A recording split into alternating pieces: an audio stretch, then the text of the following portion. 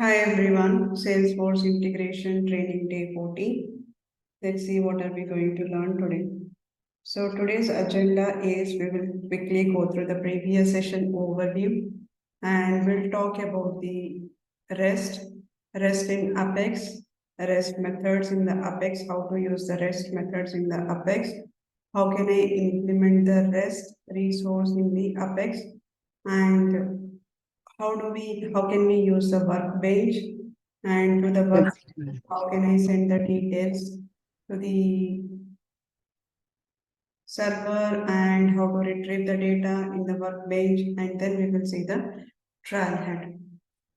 Now yesterday we have seen the overview of the REST, like we have a client and the server is there. In case if client and server, in case if they wanted to interact, for example, client is sending the request by using the JSON. REST is supported JSON as well as the XML, and server is receiving the data, right? So whenever the server sends the response, right, this communication can be happen using the HTTP methods, predefined methods called as a get, post, put, delete. So this is what we have discussed in the last class. Now today what I'm going to do is in the server, I'm going to implement a REST. In the server, I'm going to implement a REST. Now, whatever we have implemented the REST, let's see how can we invoke the REST into the client side. Now, today I'll be discussing it how to write a REST classes in the Salesforce in the server, and instead of a client system, I'll be using here Workbench.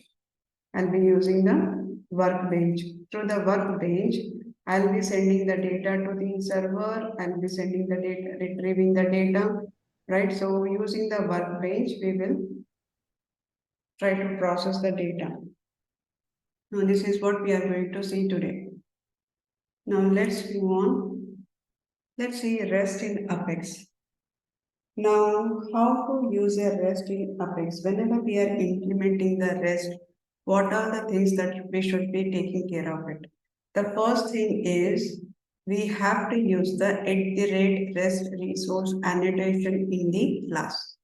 The first thing is that I need to use the @REST resource annotation in the class. Why this is needed? Now, if you remember, whenever we were writing the test classes, we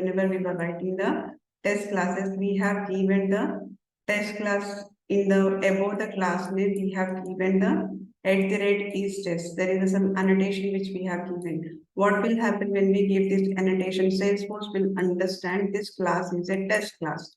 Similarly, in the class, if I specify on top of the class @REST resource annotation, system will understand this is a integration class. This is a REST integration class. And after the REST resource, we have to define the URL mapping at the class level. I need to define the URL mapping at the class level. Now, in case if you have so many classes are there, in that case you can use the after that class name also you can use, what you can do is you can add a wild character star can be used, only star, you will not be using any other. Now let's say for example I am implementing a global class, and let's say lead service is my class, lead service is the class, this is the class. Whenever we are implementing the class, on top of the class, we have to specify here @REST resource, and inside this, I need to pass the URL mapping equal to, specify here // and the star mark, and here you need to specify the lead web.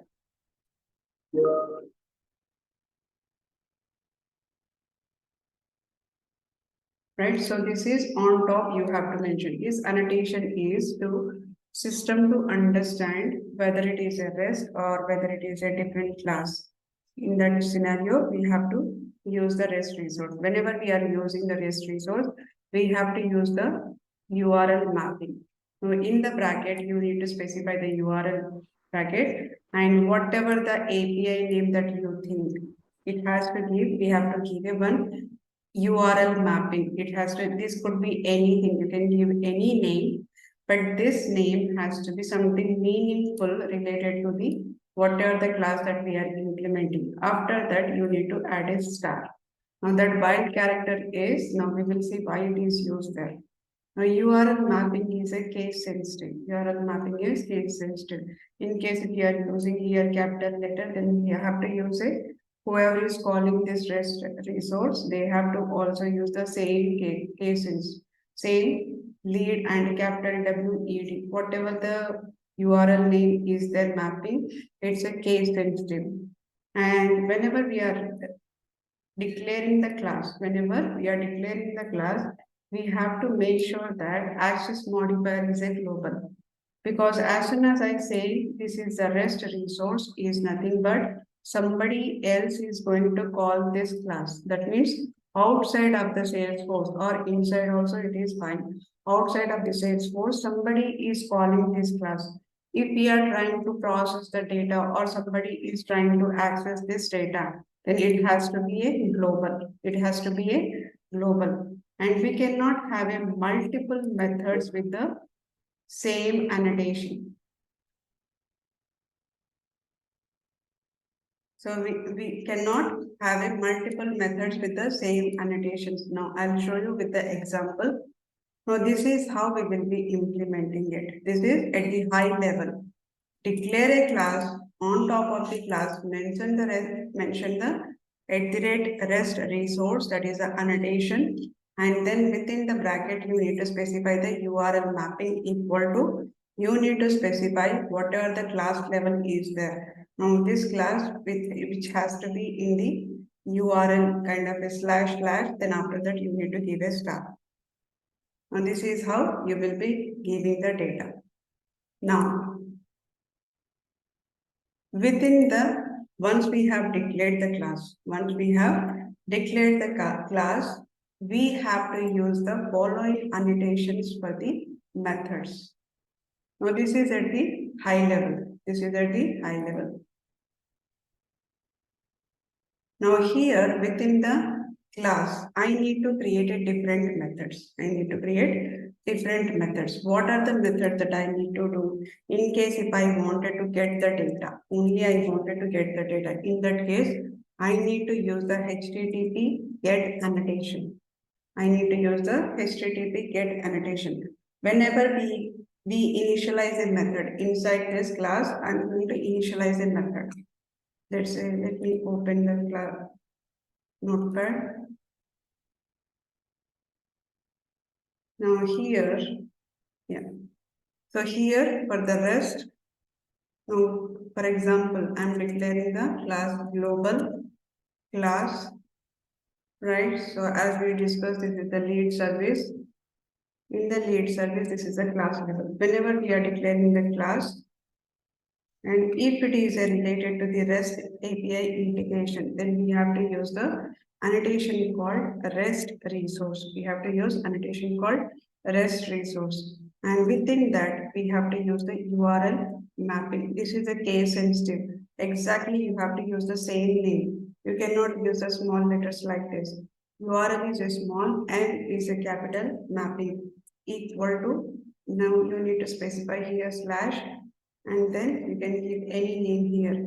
Let's say web lead, or yeah, web lead. Now after that, I'll say here star mark. Star mark. This is to declare, to understand the system. This is a REST API integration. Now within that, I'm going to implement a multiple methods. I'm going to implement multiple methods. Methods is also has to be a global. Method access modifier has to be a global. And whenever we are using the, now for example, here I am creating the method. Now this method is global list of the lead, right? And get lead info. get lead information.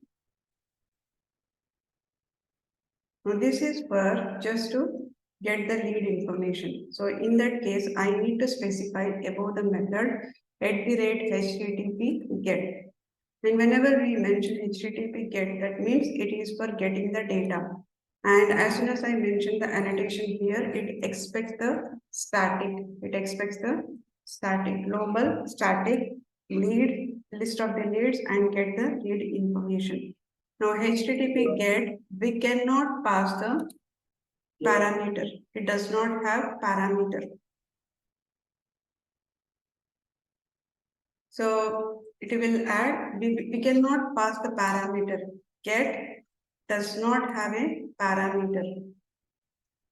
HTTP get, we cannot pass the parameter. We cannot pass the parameter.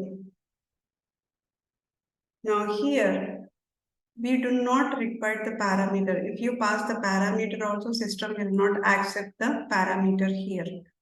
Now in that case, what we have to do is, now we will see how to get the data from outside. But HTTP get does not require a parameter.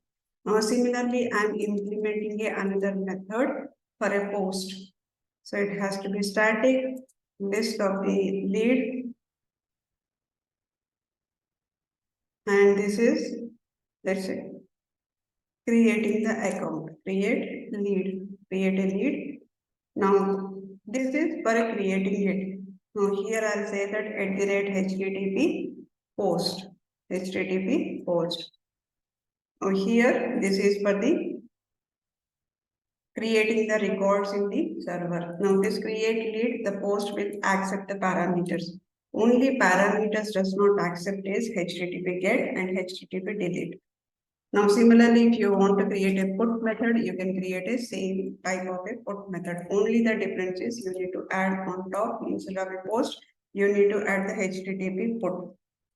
Similarly, we have a patch and we have a HTTP delete. Now we will see the all of this one by one. We will see all of this one by one. Now, once we send these details, now for example, this is how I have implemented it. This is how I'll implement it. So when the response is received, during the response, we have a different type of a HTTP code that we have discussed yesterday.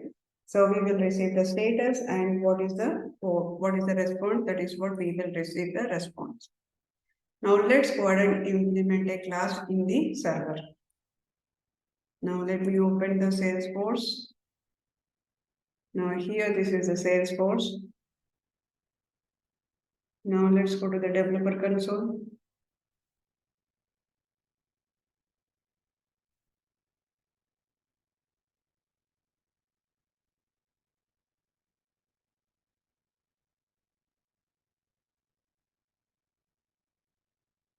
Now here is the developer console. What I'm going to do is I'm going to create a REST API class.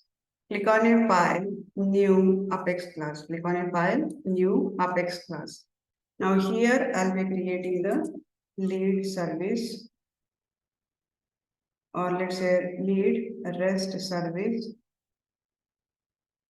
Lead REST service. Now by default it will come as a public, but we need to create it as the access modifier is global. Now on top I have to specify @REST resource, and in bracket I need to specify URL mapping. This is a case sensitive, and here I need to specify the slash lead service. Let's say lead service. And here at the end, I'll be giving the star mark. Now the first scenario that I'm going to create is for the HTTP get. First one we will see the HTTP get. Now for the HTTP get, I'll create a method and the access modifier for this is a global static. It has to be followed with a static list of the lead, and I'm going to get the leads. Now this is a method. Now inside this method is a get method. So what I'll do, I'll add an annotation here. HTTP get. Click on it, save. Now, global static. Okay, I need to have a return type, that is totally fine. Now, what we are going to do here is I'm going to retrieve the data in the server. Now, how I can retrieve the data? By using the SQL query, select ID, comma, name, comma. On the lead level, we have a email and company, comma, phone, right? And comma, mobile phone. From lead. Now, I cannot get all the leads. Now, if you want to get all the leads, simply we can write a normal query. Normal query, we can write it here, and I can store this data into the, whatever the data I'm receiving it, I'll store the data into the list of a lead, which is a lead list. I can store the data here. But let's assume that I do not want to get all the leads. I want a specific lead, whatever the client is sending the information, that specific lead I wanted to get the information. Let's say that there are multiple leads, I have it. Now, let's click on here, all open leads. I wanted to go for a test, or else you can go for a bulk lead, right? Let's assume that lead.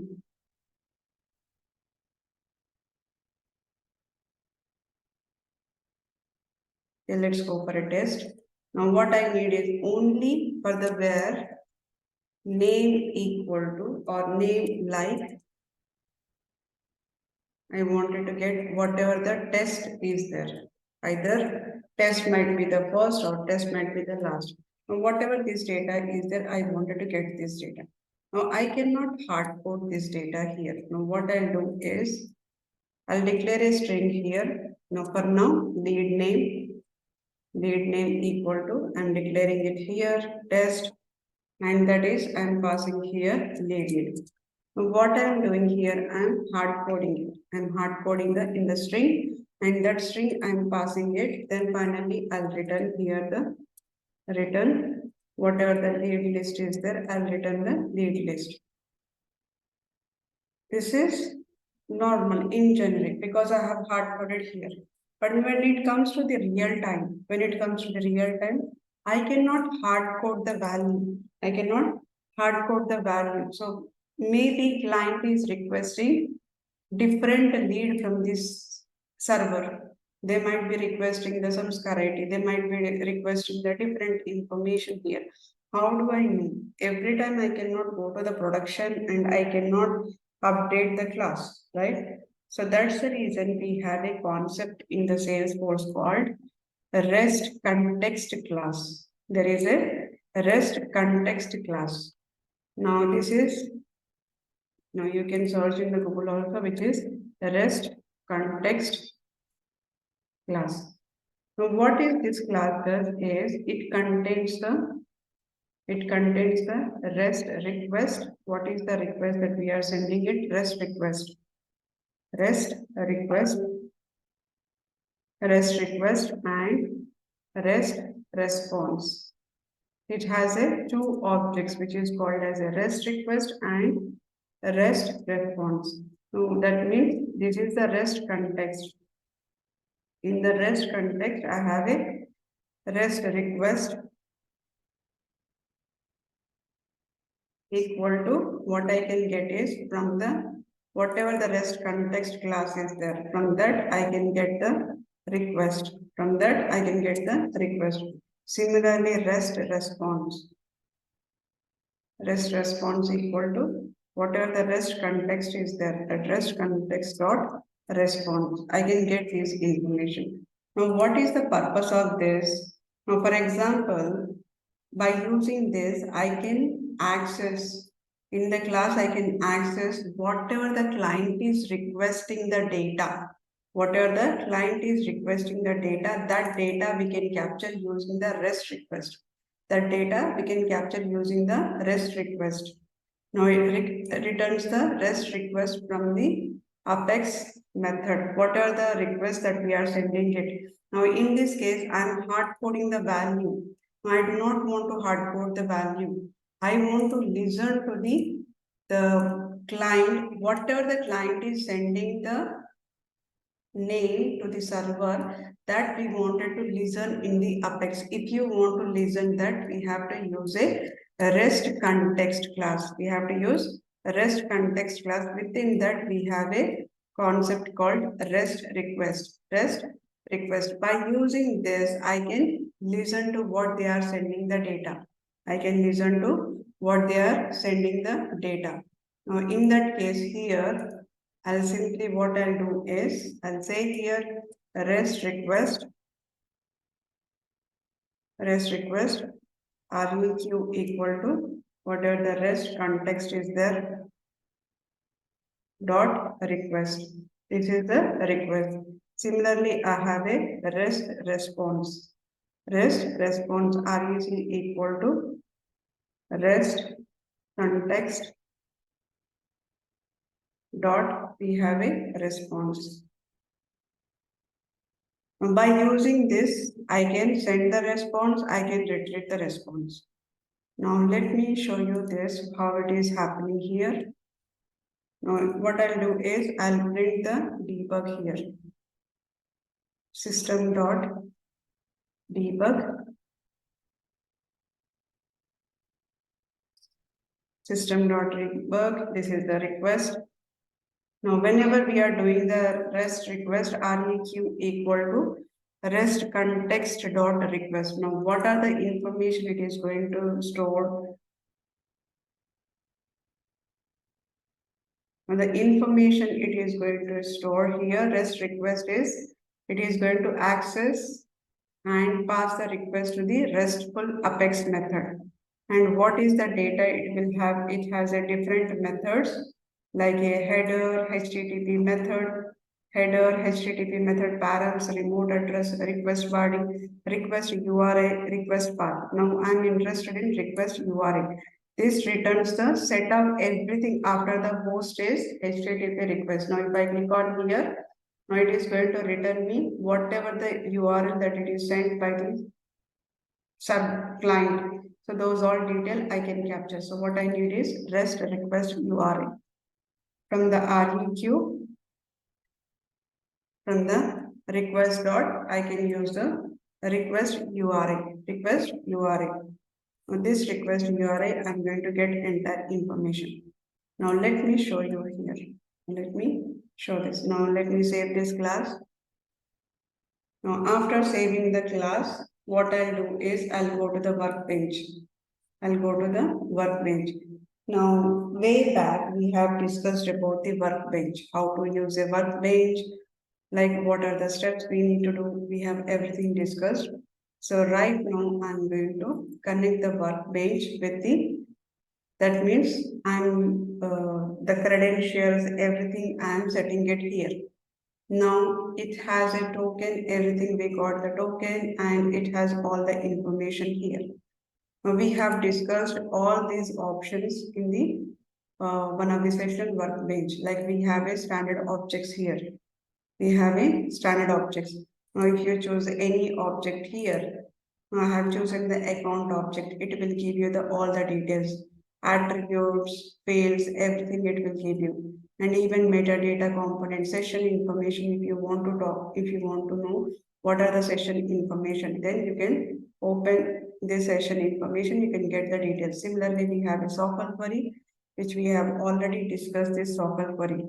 Now here in this object, for example, I wanted to get the account annual revenue and I wanted to get this.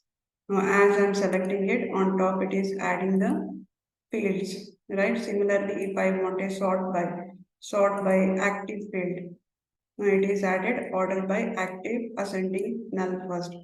Now if I click on a query, now I'll get it here, all the result in the list.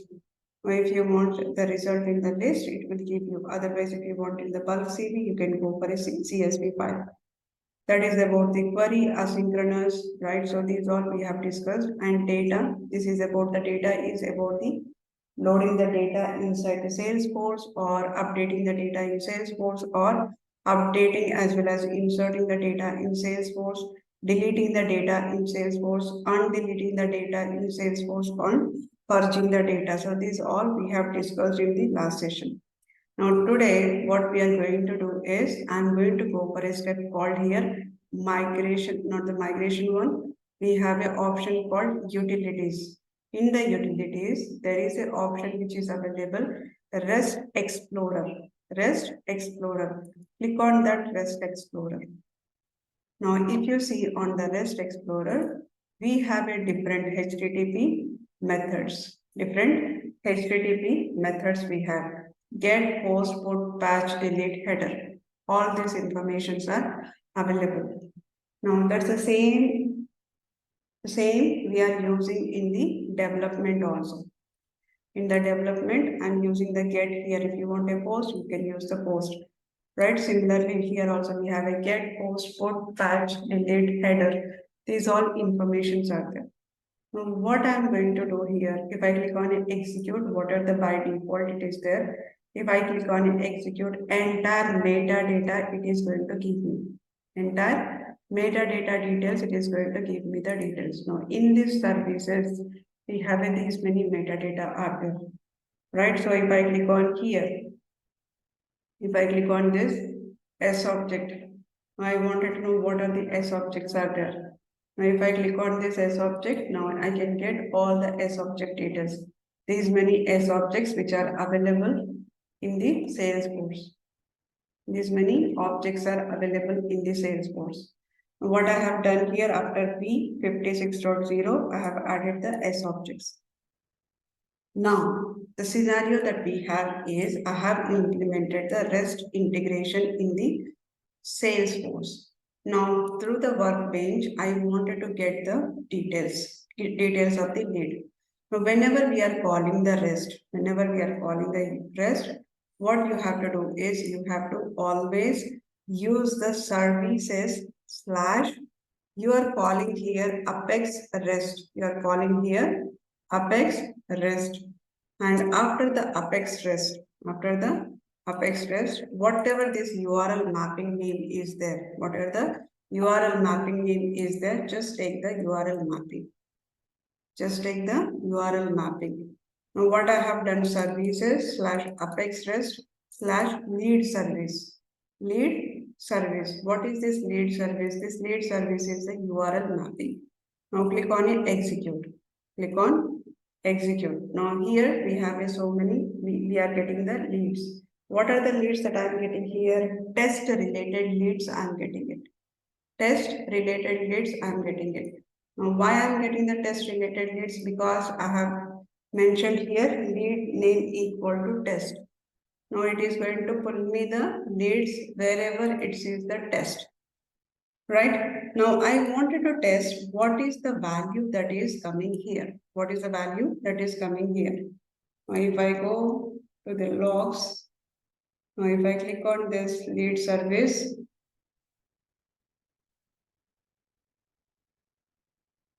now let me put the debug point here.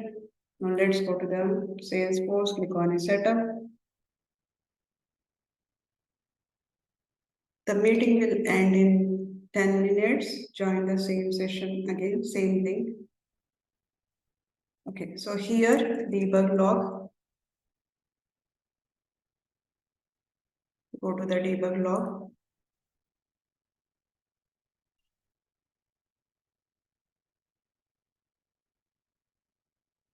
Now in the debug log, let me put the debug, click on a new. Now the debug logs is on the user. Whoever is the user, logged in user is there. That's the same user I'm going to place it. Easy batch. This is, let's see, 8:15.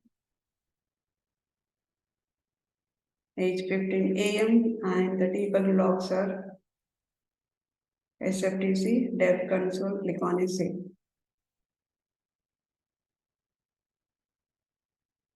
I'll click on again execute it. And when I click on execute, let me go back here, refresh.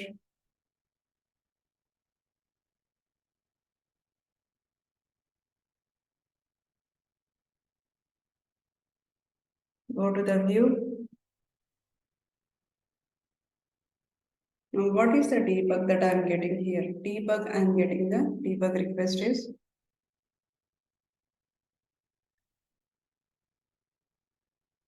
now here it is the slash lead service. Slash lead service. What is the value I'm getting here? Here I'm getting the slash lead service. So from this request, I'm getting the request.request URL. Now what is the request is containing it? Let me print that also. I wanted to see complete request. Now let's go ahead and again click on the execute. Now let's go back to the debug log. We might be having another. This is the second one. Click on a view log.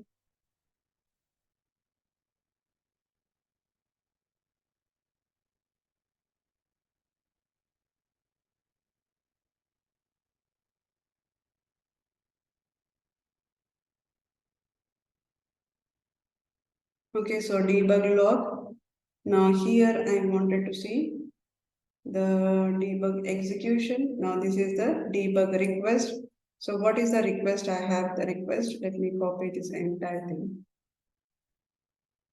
Let's go to the notepad plus here is the one. So the first one I'm getting the header accept application slash JSON and then accept endpoint. I have a and this is some data content type is also I'm getting it which is a header and then character char set UTF slash 8 and what is the host and what is the user agent workbench and then sampled and then we have a trace ID, right? So we have a HTTP method is a get parameter, there is no parameters and remote addresses, this is the remote address and the request body is block 0. Request URI is the this lead service and resource path is service slash apex rest slash lead service and then slash start. This is the resource path. Now finally, request what I'm getting the details of request URI. Request URI is a lead service. For example, let's say here I'm passing the data of lead service slash, I'll say here name equal to, let me pass some name here. Let's say Sandeep.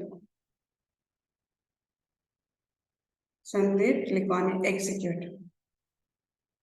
Now, what is the value that I'm getting it here? Now, let me shrink. In the debug log, I should be getting the whatever this line is there here. I'll be getting the lead source slash lead service slash name equal to Sandeep. This is what I'll be getting it here. Now, let me show you that debug log. Click on view.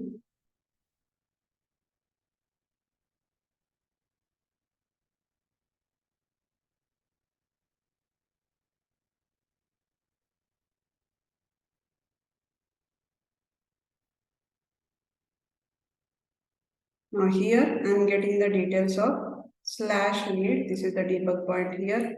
Slash lead service slash name equal to Sandeep. Now I can able to capture the input, whatever the client is sending. Whatever the client is sending, I am able to retrieve the data in the REST context dot request. REST context dot request, I can able to get the data. I can able to get the data in request.rest req.request URI. What I'll do is I'll store this information. I'll store this information. String. This is the request URI equal to req dot. Now I have it request URI.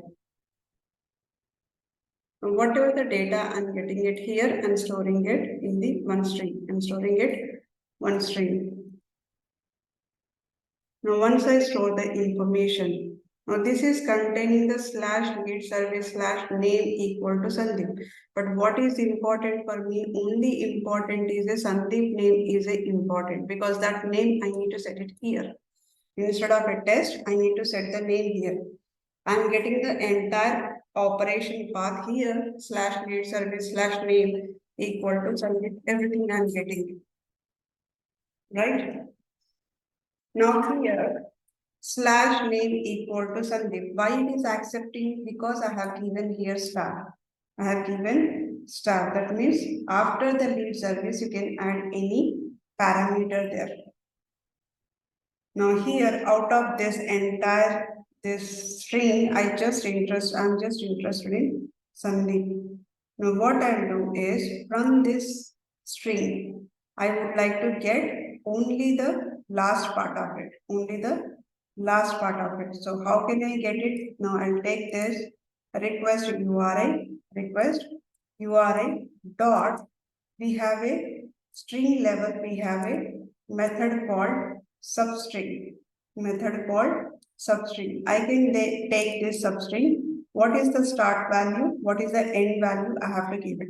If you give the start value, also fine. The start value from where should I take it? After the equal to, the start value should be taken. That means whatever this request URI is there, request URI dot, what are the last index? What are the last index is there? Now the last index of here it is equal to, string is after the equal to get me the date. I do not need a position. Now I am getting the equal to, and then this is a 0th position. Then after that I need to add a 1 here so that it will take it from the +1. So that it will take it from the +1. That is from the S it is going to take the data. Now I can get this data and store it into the string lead name. String lead name equal to request URI dot substring of what are the request URI. Now how do I know which method to be used? You can search it in Google string apex. Now every data type has a few methods in the apex. Now if you search string apex, it will take you to the string apex here. Now in the string, we have a different methods are available. We have different methods are available. Now if you want to get the center size or if you want to contains some value, what are the names are containing those data you wanted to get it. Or do you want to get the ends with, if anything is ending with the something specific, then you can get that.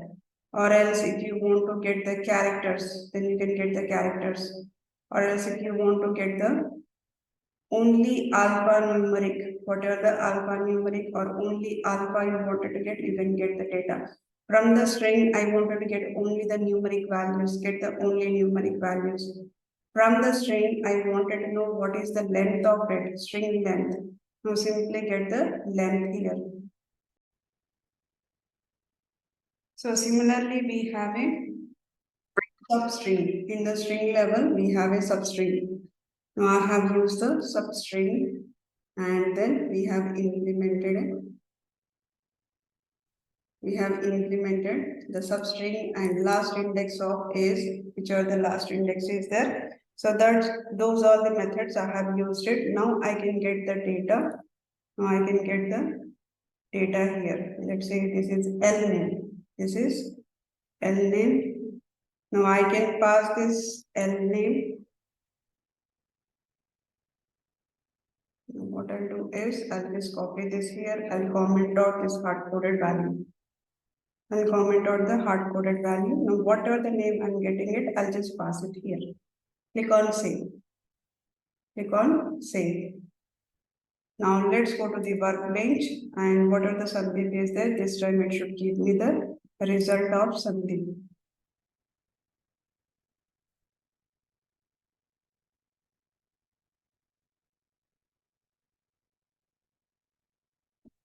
Now show the response. We are not getting any data. What is why? Is there any error? Now what is the value that we are getting here? Lead name.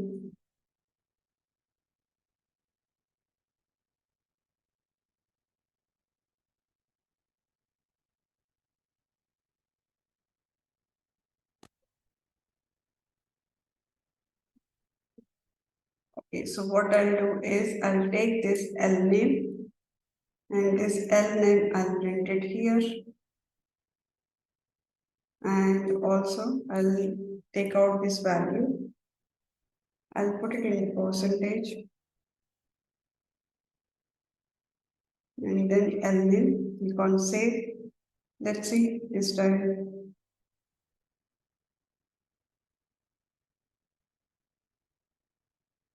We can execute. Right, we are receiving the Sandeep 1, Sandeep 1 2 or Sandeep Kumar. So if you click on the show raw response, this is the raw response in the format of JSON.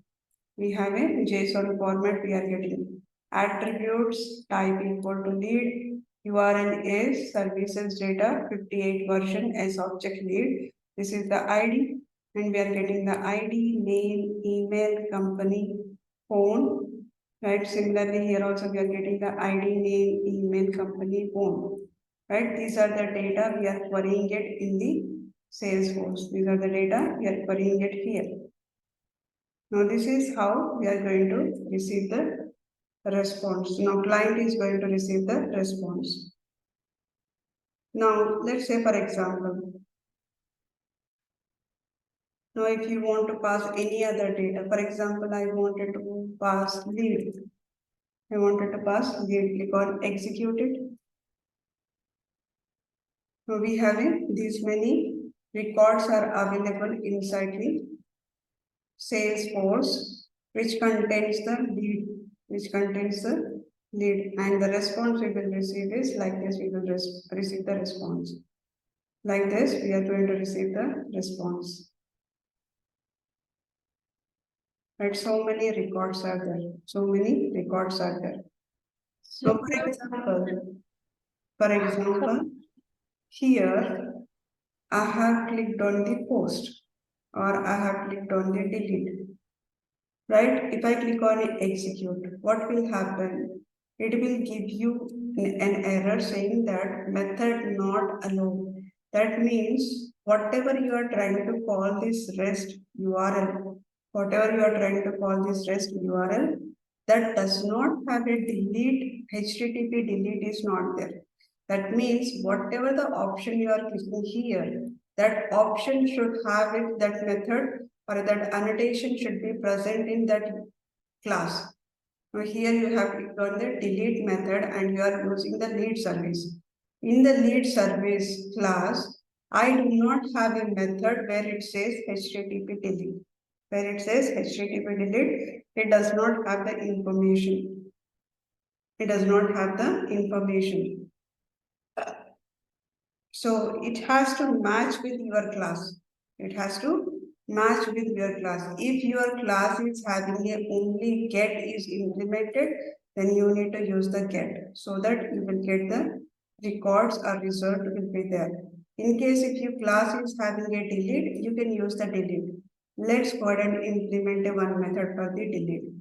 Now below I'll implement another method. Let's say that this is global static. I'll say I'm going to return the string delete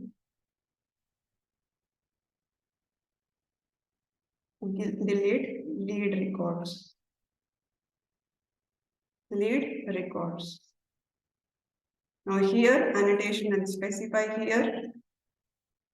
Annotation and specify here @HTTP delete. @HTTP delete. Now what I'm going to try to do here is I'll try to find whatever the request that I'm receiving it from the Salesforce. Now we are passing the name here, lead or like that names which I'm going to pass it. That means first few lines are same. Whatever the rest request these are there, will be same because I wanted to listen to the request. What is the parameter that they are sending? What is the parameter that they are sending it? Once they send the parameter, I need to query the data. I need to query the data. Once I query the data, now I need to see is there any records are present or not. Now this everything what I'll do is I'll put it into the try block.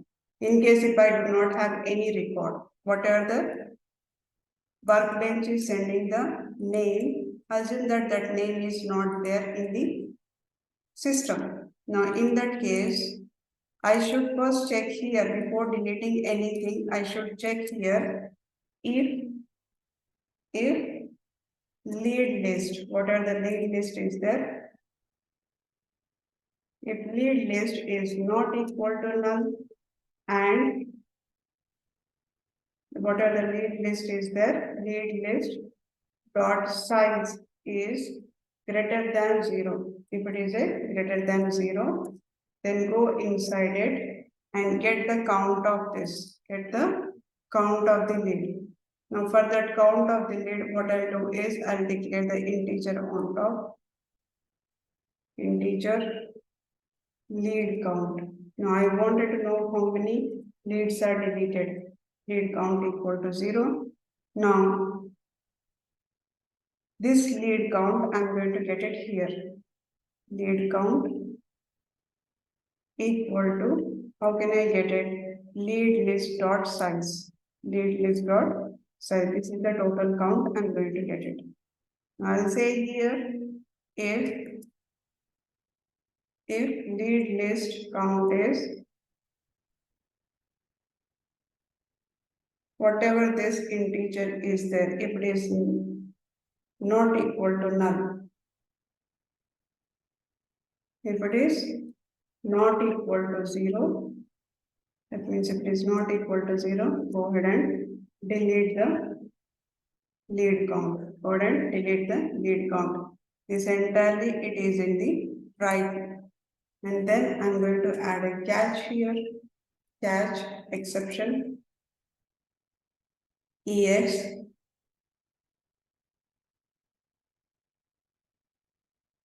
If it is an error, then I'm simply return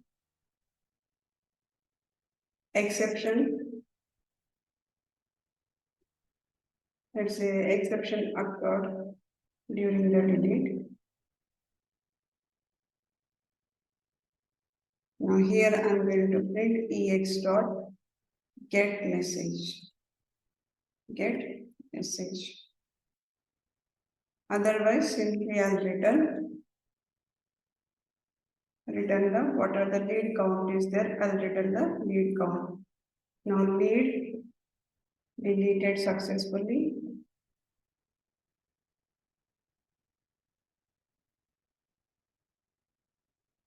Lead count is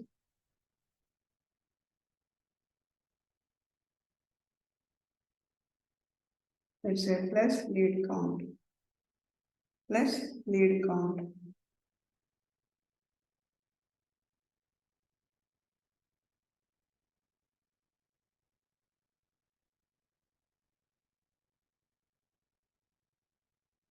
I do not want to delete the lead.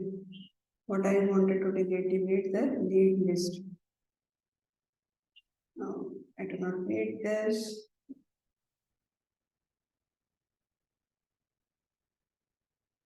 Let's say if it is a greater than 0, then I'm going to delete. So how do you delete lead list? Yeah, I can do it directly on top also.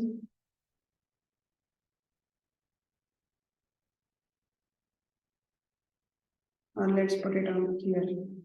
Now I'm going to delete the record here. Now let's say, now what is the data I wanted to delete it? Let's say Sandeep itself. Let's delete it. Now first I'm going to get the records, Sandeep. Now what are the Sandeep is there? Let me open these two records. Now I am able to open these lead records. I am able to open the lead records. Now here detail section, I can see this data, and also I can see the another Sandeep details also I can see.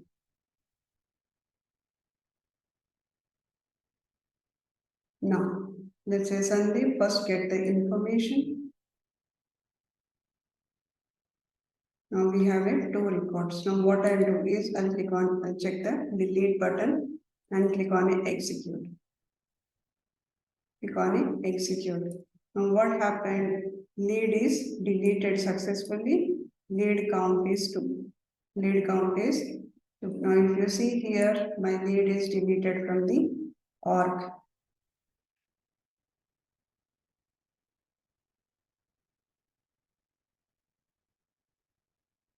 Right? Looks like there is a problem. That means they have deleted, and here also if I refresh this,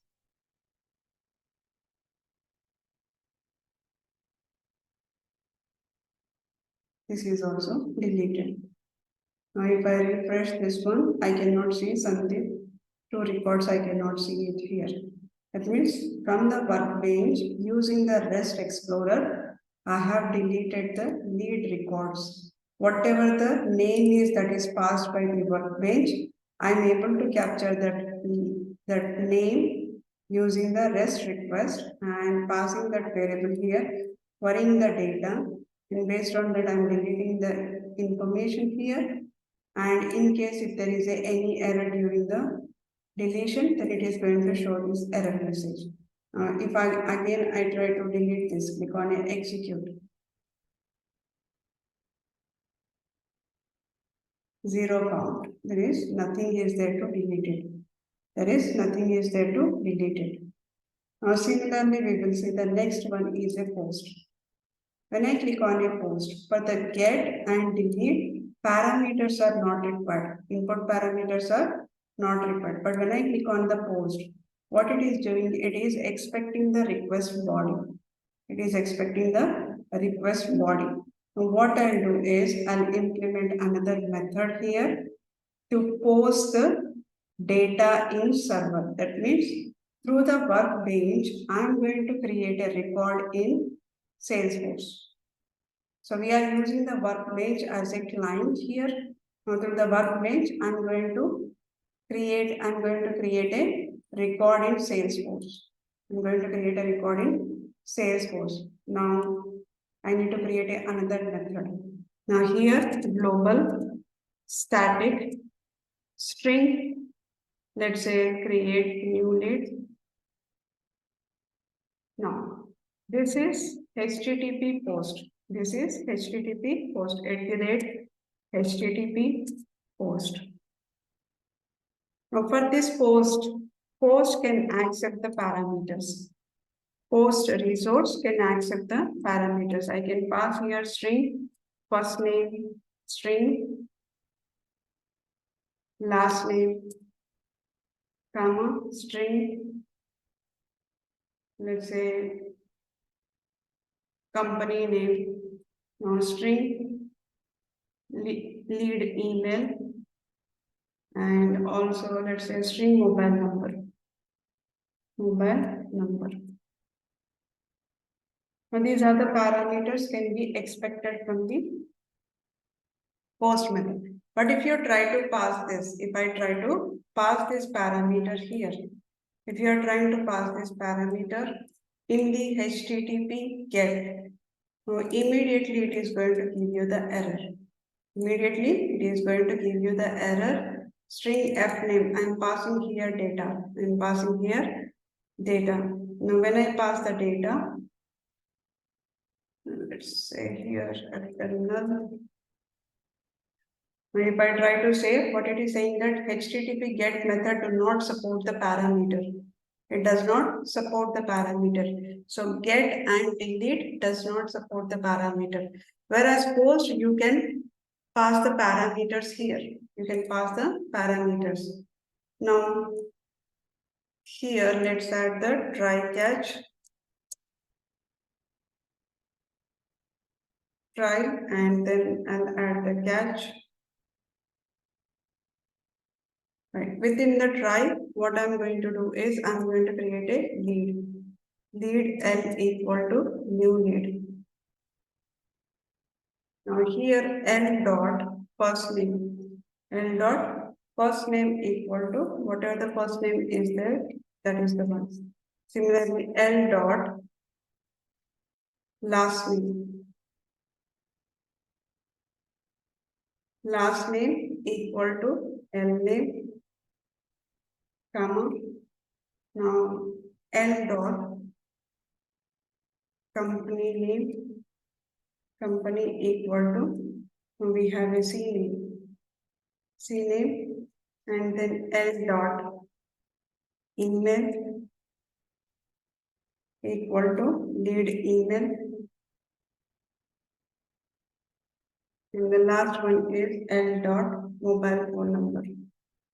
Mobile phone number equal to, let's take the mobile number here. Then I'm going to insert L. Now I'm going to let's store the response. What are the return value is there? I can directly print the return value here. Return. I'll write the return value at the bottom. Now this is I'm inserting the data. This is I'm inserting the data.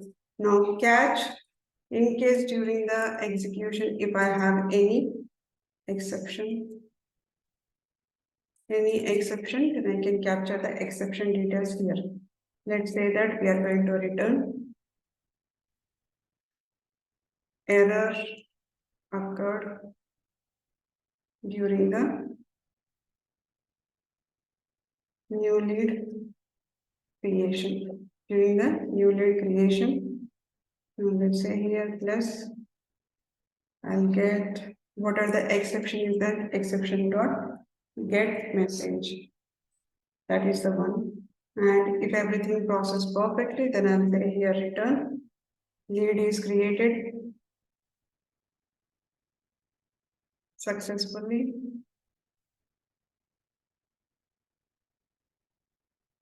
with ID as here I'm going to specify. Okay, so I have a lead information here. Now what I'll do is I'll take this. Let me add here response message. This message equal to plus L dot ID. And this message I'm going to print it here. And here also response message equal to error. Now if it is a successful, then I'm going to print this. If it is not successful, then I'm going to print this. Now let me declare this on top string this message. Click on save.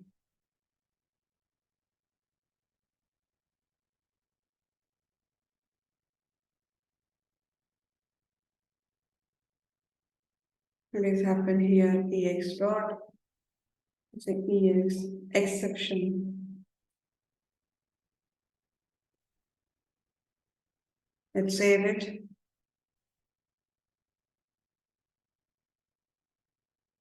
Okay. Now we have a post request is ready. Now in the post, it is expecting the request body. Now how should I implement the request body? What is the format of request body? How do I need to pass the data to the post? So in the request body, it has to be in the JSON format. That means in the curly braces, you need to pass the key colon value. This is how you have to pass the data in the request body. That means now here I have a JSON. In this JSON, I need to pass what is the parameter that we have here. The parameter is f name. F name colon. Let's say here Sachin.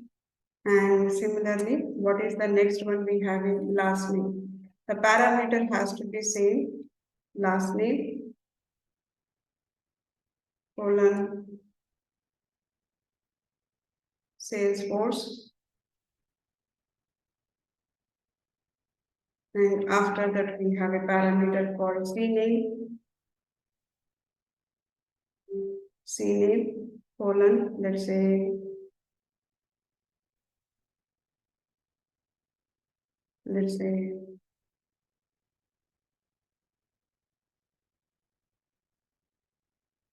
sales team is the company name, and then lead email. This is the lead email and colon. Let's say ss@gmail.com.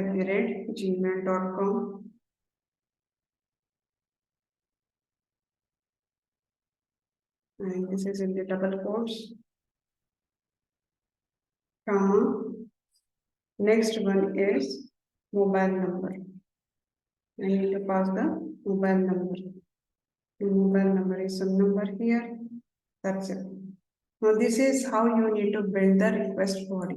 This is how you need to build the request body. Now let me copy that and paste it that request body here. I'm pasting the request body. Now let's click on execute.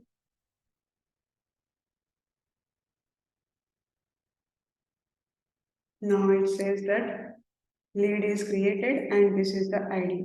Lead is created. If I go to the lead, let's paste that ID.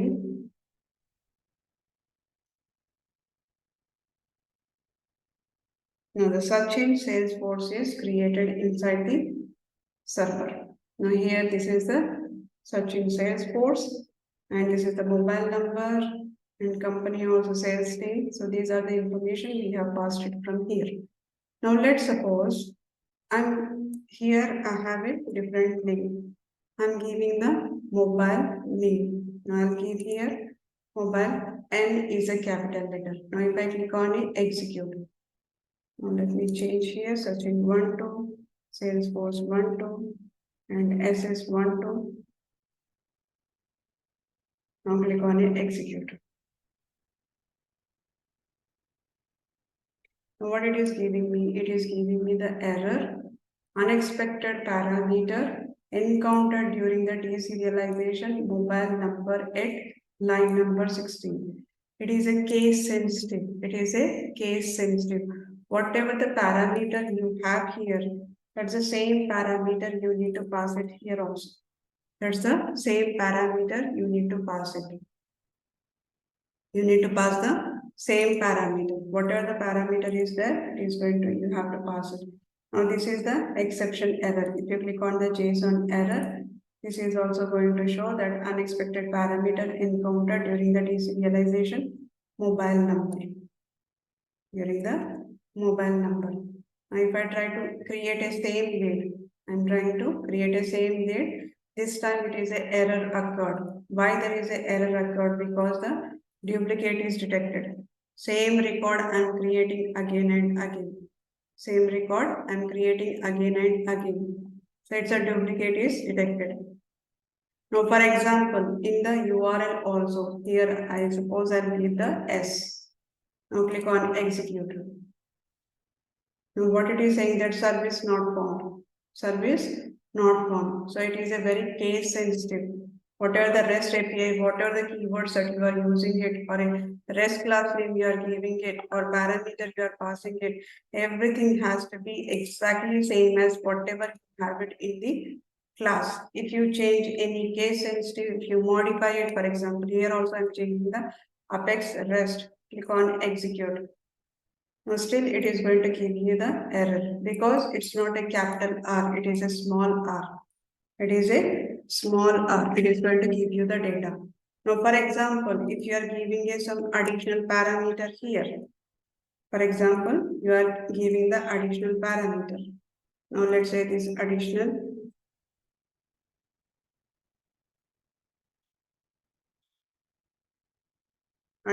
colon. I'm giving a some text or test. I'm giving it. Click on execute it. Now, this additional test is not available in our developer. Am I expecting that? I'm not expecting that. But I'm passing it from the Workbench. When I try to process that, what it will give is, it will say that this particular, what are the parameter is there additional? That parameter is not there in the JSON parser.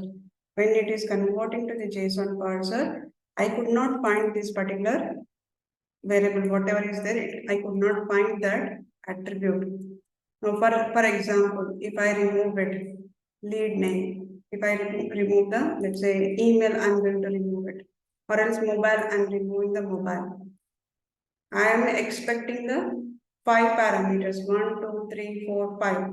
5 parameters I'm expecting, but passing the 4 parameters. That is totally fine.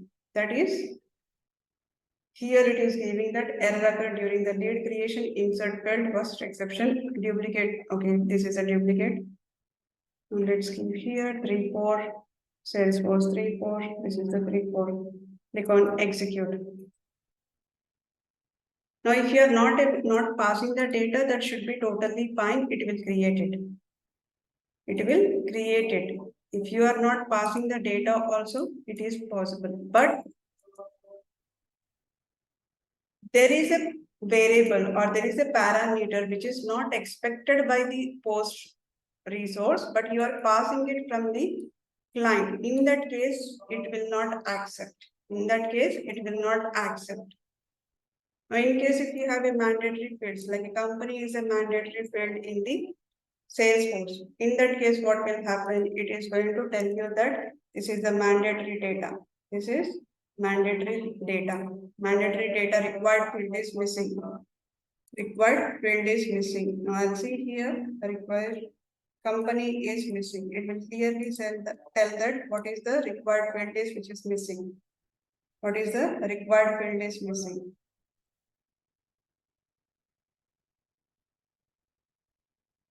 Right? So this is the response which I'm going to get it. So this is how we will test it from the Workbench. Now today we have seen HTTP GET, HTTP POST, HTTP delete. Now we will see tomorrow HTTP put and patch. HTTP put and patch, we will see how to test it.